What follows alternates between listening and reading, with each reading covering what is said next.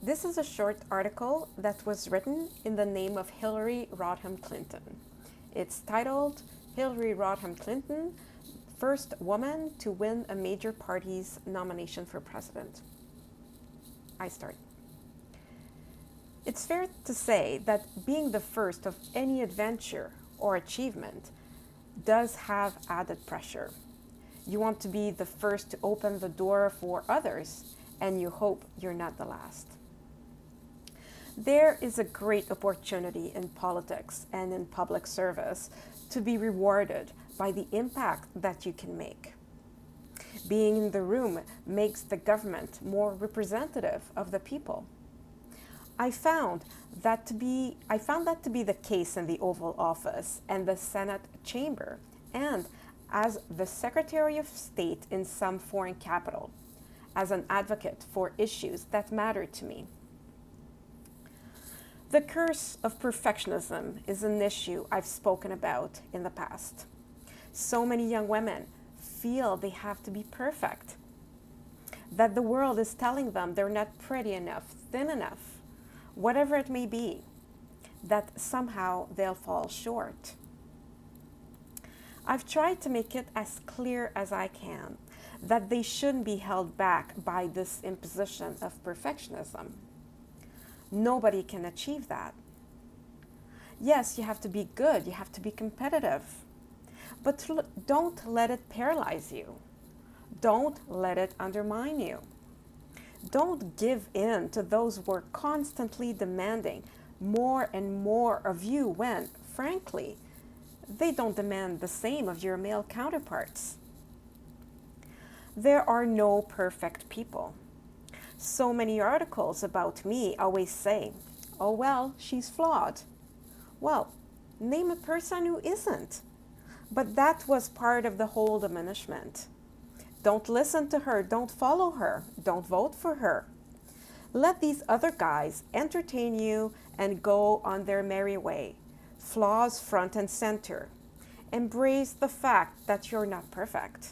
Nobody is perfect. Every one of us is flawed. Every one of us has challenges that we have to overcome. Embrace the fact that you're going to do the very best you can to produce good work, to be a good person who is understanding and empathetic.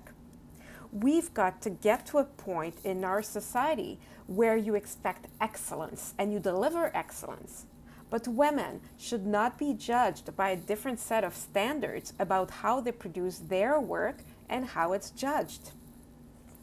I want to support people whose values I share, to run for office, to wage campaigns, to advocate for public position, to be supported both in politics and government to do what is right. I have a new organization, Onward Together, where we are taking these small startups that came out after the election and looking to encourage more people, particularly young people and young women, to run for office at all levels of government. But we also want to encourage people to get more engaged in our civic life, to understand what a town hall meeting is, to use your voice and your vote to influence politics and the people who represent us. I'm very committed to doing everything I can to help the Democrats take back the House and to maintain, if not grow, our position in the Senate as a check and balance on the current administration. I also want my presidential campaign to have helped pave the way for young women who come behind me. Because even though we didn't win, we made the sight of a woman nominee more familiar, and we brought the possibility of a woman president closer.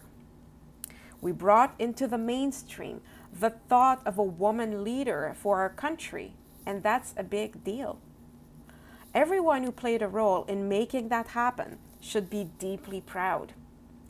We ran into some big speed bumps right at the end, and I believe I would have won, but for those, and that's what I want people to believe. We have to get back up and get back out there. Don't be discouraged. Don't give up. The fight was worth it.